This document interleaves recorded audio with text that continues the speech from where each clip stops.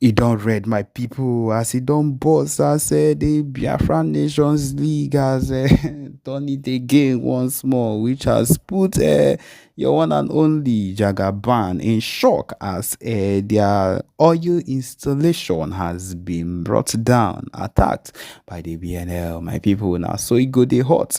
Anytime when it comes to anything we concern the Biafra movement, it is a well prepared movement, and anything we want happen go happen without delay. Yes, my people will be going into the details of this news as see the hot. So yes, the latest one as it be right now is that the Biafran Nations League has seized control of a major oil installation, of course, close to the Niger Delta region, which has further escalated the conflict and dealing a severe blow to Zoo's economic lifeline. Yes, the attack has taken place, and the BNL forces overtaking the facility after a brief standoff with the security personnel, or that of course the people they put in place to actually secure the area. The oil installation, which is one of the largest, of course, in the region, accounts for a significant portion of the Nigeria's crude oil production and revenue. The takeover has shocked through Nigeria's oil industry, with fears of production disruptions and a spike in global oil prices. Yes, and Expert has estimated that the halt in operations at the facility could cost the country millions of dollars in revenue daily, which they would normally still take and would not affect. I repeat, would not even affect anything at all. It is still in this same economy that the fuel has risen to 1,500 and so on and so forth. So my people, what is even the need of the amount of money that is made daily, since it is of no use, and the people are not even benefiting from it? So my people, it is of a waste, because these are the amount of money they log into their accounts and take every day, sharing what is ours to themselves. My people, taking and the attack on this particular movement is crucial, and I believe it is what is needed one way or another. The zoo government already grappling with a halt, and everything that is happening is struggling to regain control of the situation.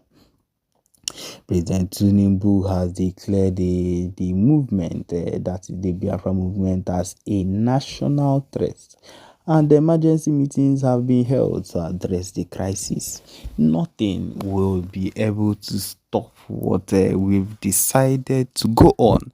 I repeat, nothing. And this is because these people have refused to hearken to the warnings of the movement of PM Simon Ekwa, and everything that has been coming against at this point. He has refused. And so, because of that, anything they see, let them take it that way, because, of course, we know how far and how deep we've gone, and how we have really suffered in the hands of this set of people to be where we are right now. And we are not going to keep allowing it to happen.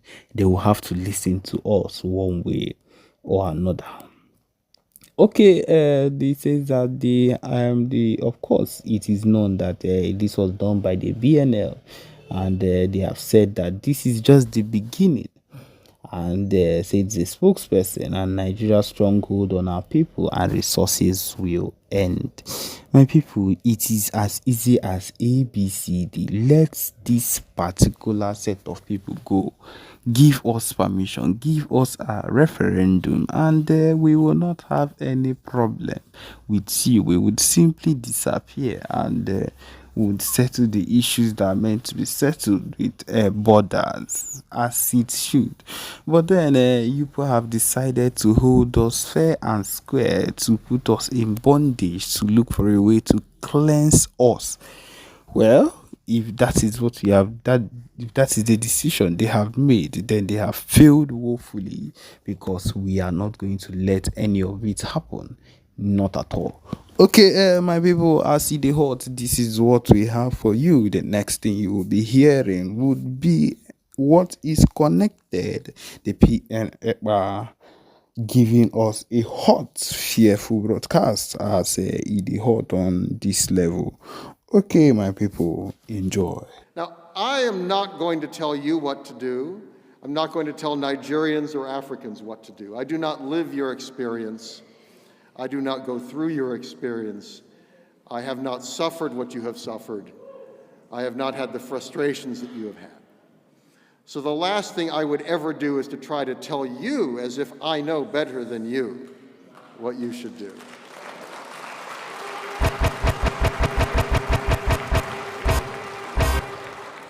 But I want to encourage you to speak out, because you can carry the message forward. And that message needs to go to Washington, D.C. And that message needs to go to the White House when there's a new president.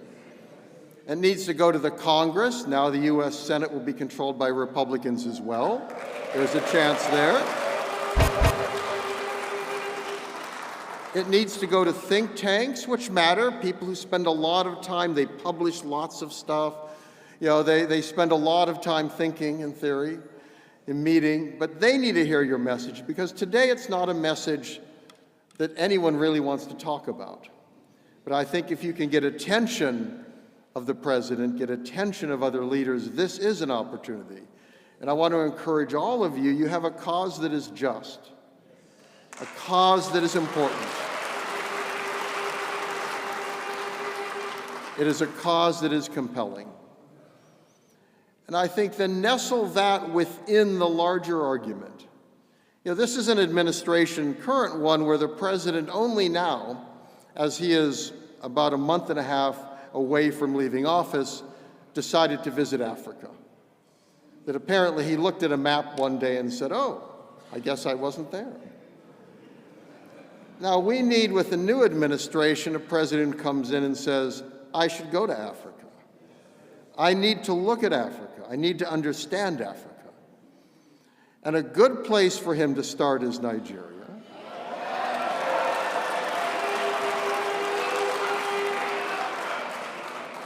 And if he starts, he should not start thinking of Abuja.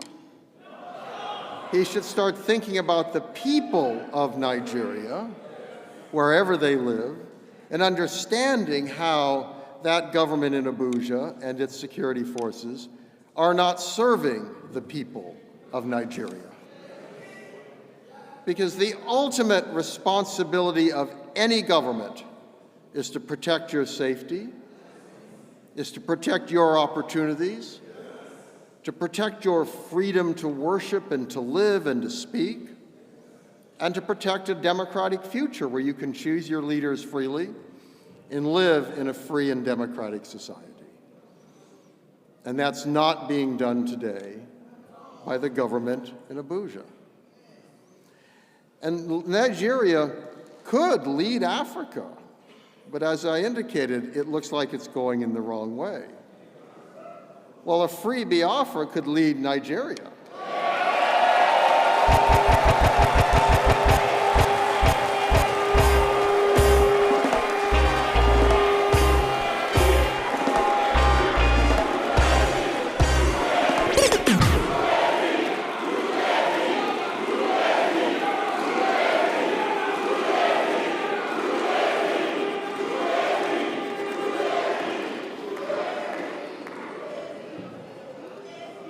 So I want you to encourage, take that message to Washington, that listening to you is an opportunity for the United States to help improve Africa and help Africa lead the world.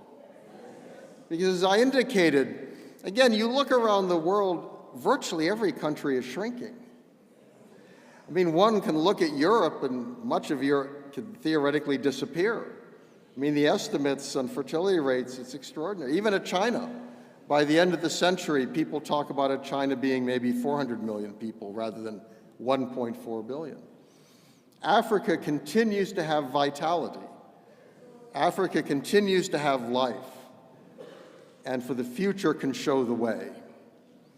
And that is the very good reason for the United States to have a president start with a visit to Africa, not end with a visit to Africa. To turn it around and say, I'm starting with the future. I'm starting with the possibilities. I'm starting with the opportunities. And again, a good place to start, if that's your policy, is Biafra.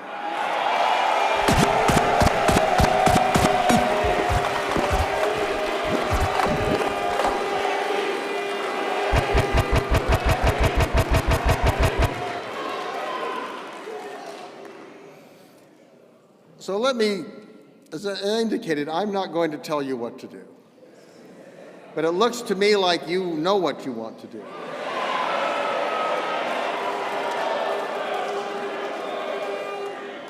And I want to commend you, again, for your enthusiasm, for your willingness to gather here, for your willingness you've chosen leaders, you're pushing referendum, you're taking steps to make this vision, this dream, into a reality.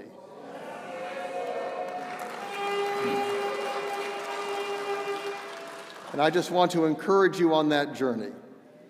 This is your journey, not mine. It's not Donald Trump's journey. It's not an America's journey. Unfortunately, the United States has pushed a lot of people on journeys that didn't work out. But if you start on the journey and you are making the journey happen, then you can come to America and say, help us.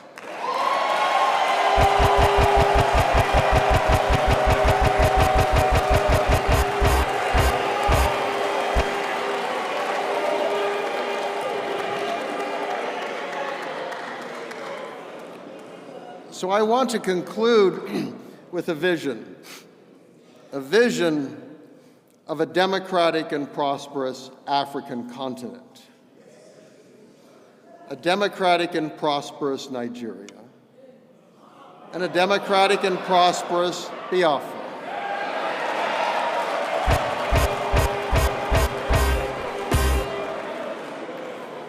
This is up to you to turn that kind of a vision into a reality. And I'm so happy again to see so much enthusiasm and a willingness to gather and to push this vision. And I want to thank you for inviting me to come to speak to you.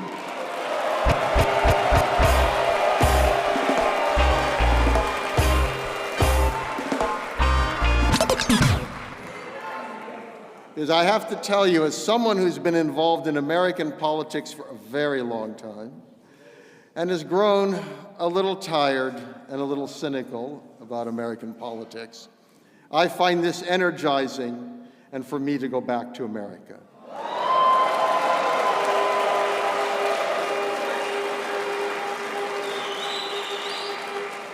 So thank you, Godspeed, and have a blessed new year. Thank you.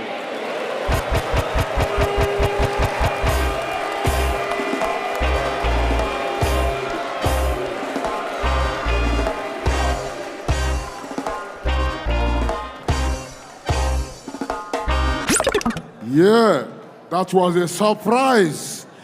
They said that we could not make it. You are not going to reach anywhere. They have the weapons. They have the power. They can do anything, and you can't use anything. You can't even use your brain. But this was a surprise. Somebody make some noise for the surprise. Yeah. That makes me to remind myself of Biafra and us all here. Biafra is an element of surprise. Biafra is a shining light. Biafra is an element of surprise. Biafra is a shining light. Biafra is an element of surprise. Biafra is a shining. Biafra is an element of surprise. Biafra is a shining light. It's just like when they said that nothing good is going to come out of Jerusalem, Bethlehem. This is the hem, the home. One of our brothers here, his name is Bethel, the house of God. And this is what each and every individual of you is. Because Chukwu okike abịama bi n'ime gị, eziokwu anapụta. You're doing the rating, the truth. Blessed love, element of surprise.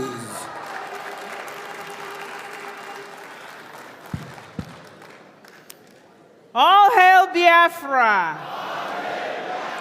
All hail Biafra! Biafrans, another hands of applause for Mr. Dodd.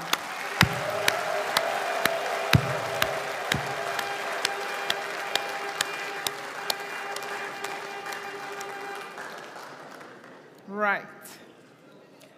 Okay. As we continue with our program, we call on Sister Olewunne. She will tell us what the group of sisters are doing to help Biafrans back home. Sister Olewunne.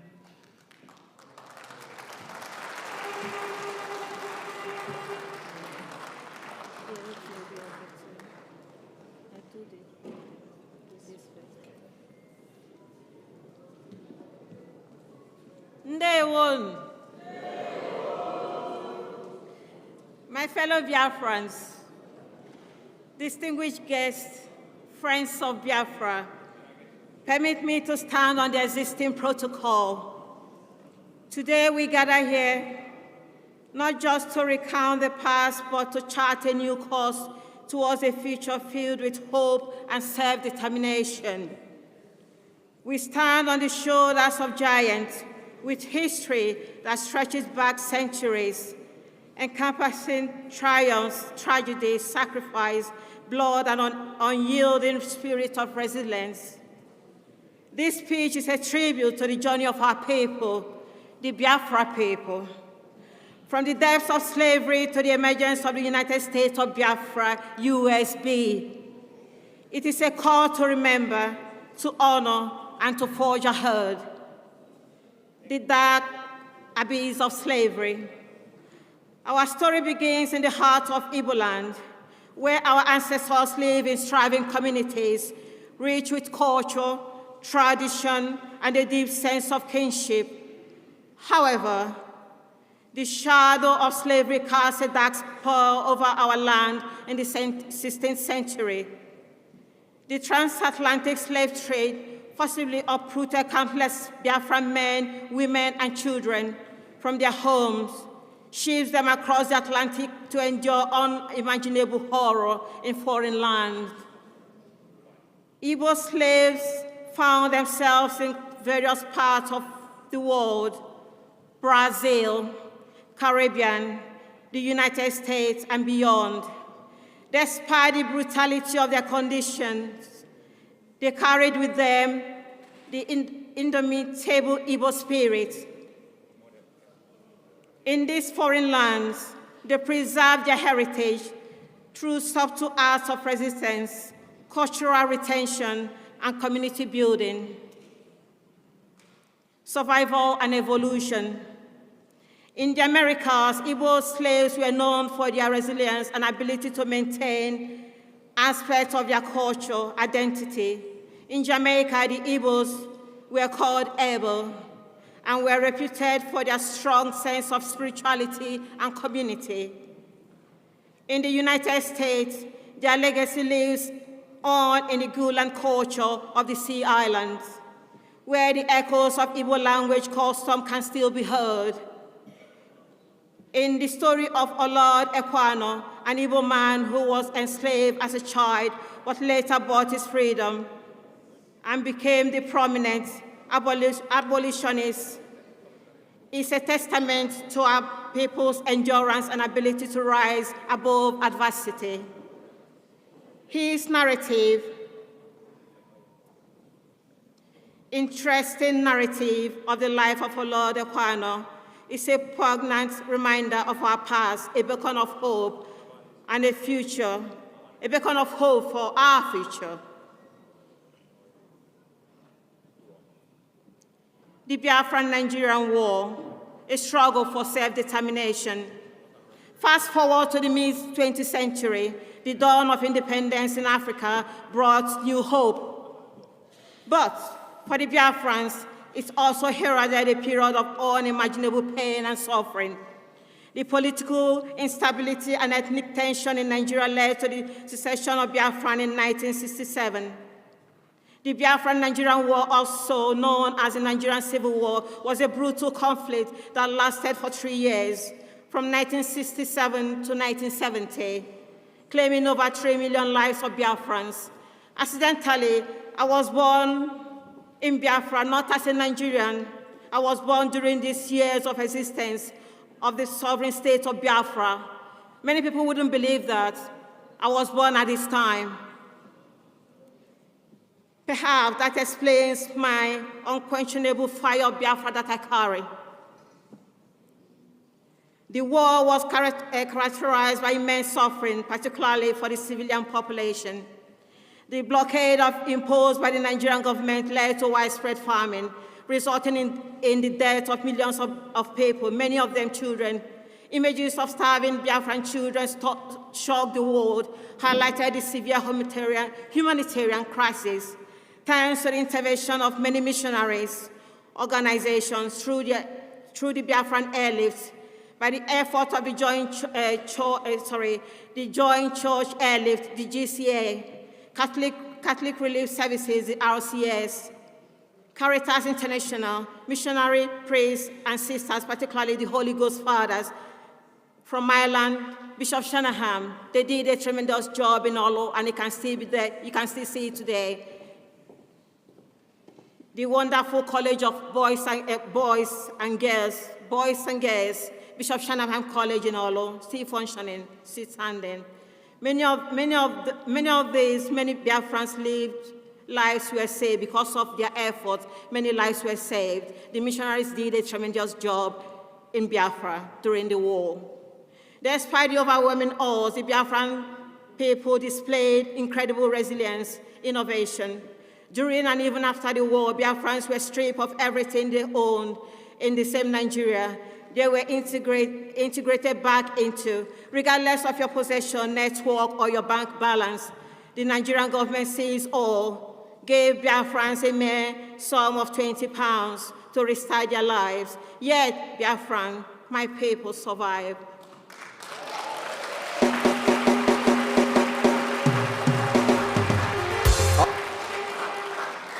They thrive till this day, but the pains of oppression and injustice remain ingrained in our hearts.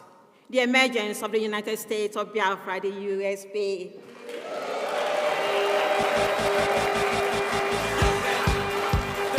The war ended in 1970 with Biafrans reintegrated into Nigeria, but Nigeria covertly continued the war against Biafra in principle, so the dream of self-determination never died.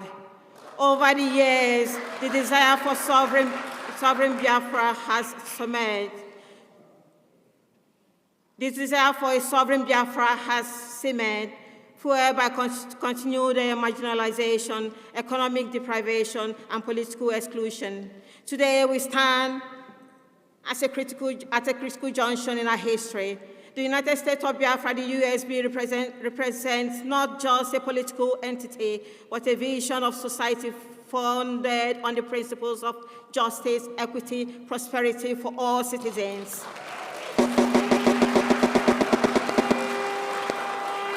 It is a call for self-governance, where the rights and aspirations of the Biafran people are fully recognized and respected. It is a reclamation of identity, our rights to chart our destiny. Conclusion, Biafrans, let's go home. It's time to go home.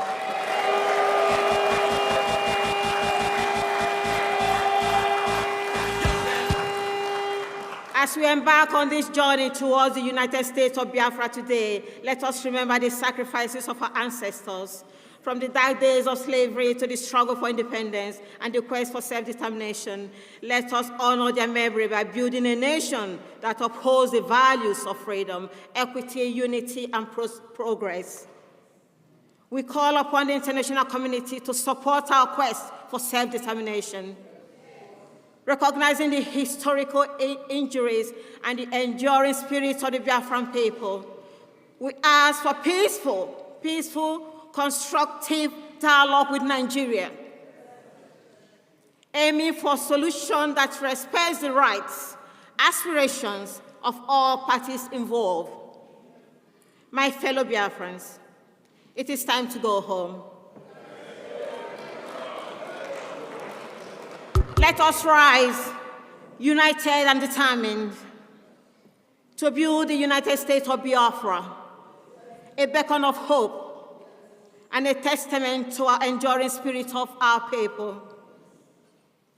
Take home what it takes to get freedom is different from what it takes to stay free. Remember that. What it takes to get your freedom is different from what it takes to keep yourself free. It's two different things. Independent and staying free and building your nation is two different things. The first set we finished. The second set is just beginning.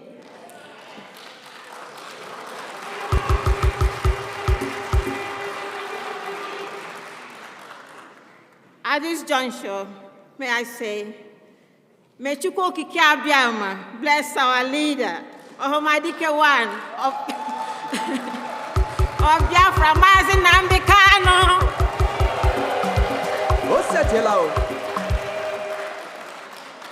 May he bless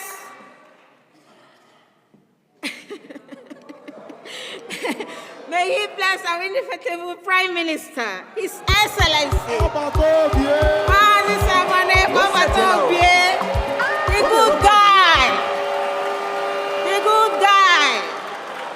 Because of him, we are all here today, because of him. By the time they got to Nnamdi Kanu, if our Prime Minister didn't come up, we wouldn't be here today. Another round of applause for him. Firebrand, firebrand, firebrand, at Biafra.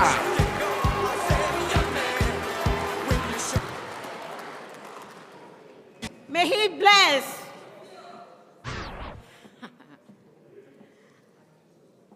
our Chief of Staff.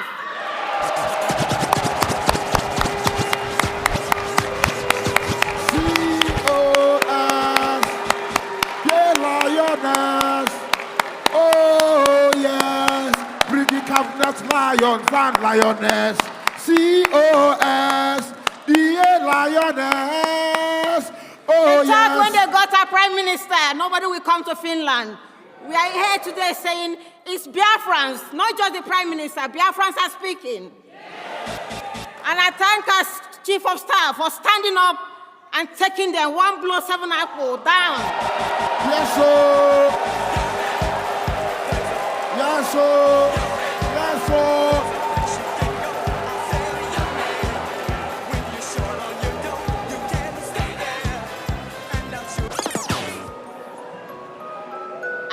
Thank the Brgie. The Brgie are wonderful people. The Brgie is the team that brought all of us here today. Clap for them, please.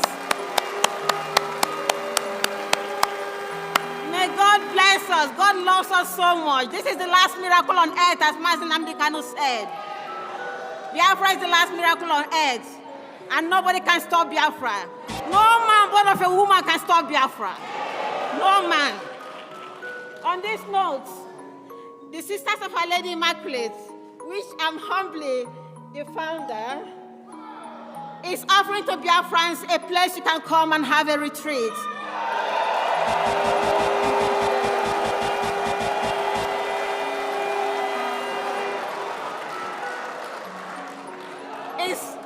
I wouldn't mention where it is in Biafra land.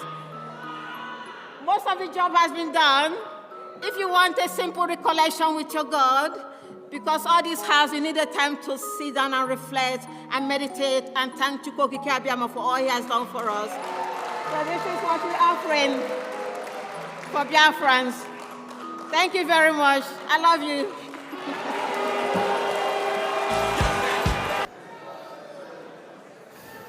It keeps getting better. We thank Honorable Oleunne. Thank you so much. Now we call Honorable Dorothy Adanna to the stage. Honorable Dorothy.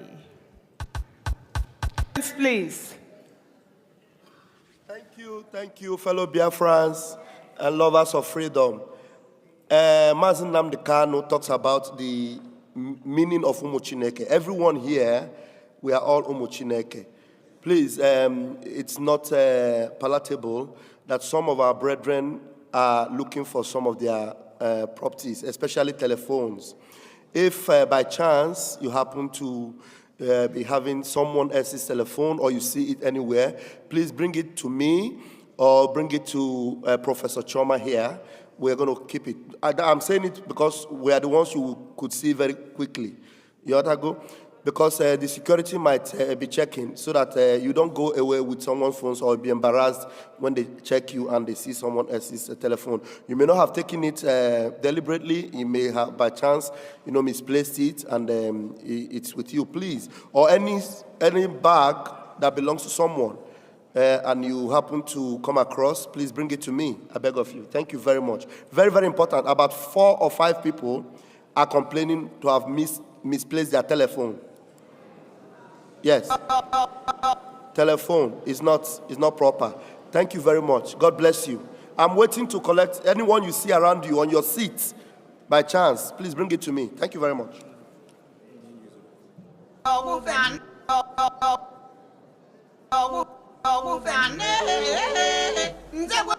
Anything you see that is not your own, just bring it to me. Somebody even missed his flight ticket, convention bag and all that. Please bring it.